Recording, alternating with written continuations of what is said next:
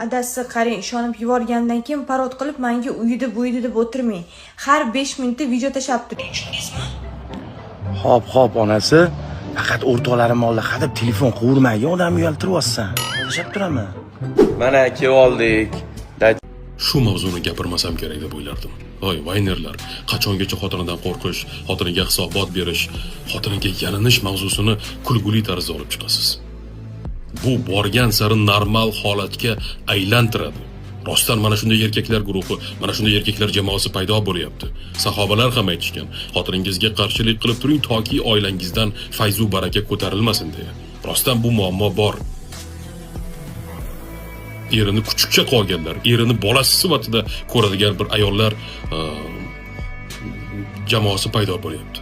Bunga ayollar emas, avvalo biz erkaklar aybdormiz. Biz ayollarni sevishimiz, ardoqlashimiz, avaylashimiz boshqa masala, bu boshqa masala. G'arbga hadeb taqlid qilmaylik. Biz sharq erkaklarimiz.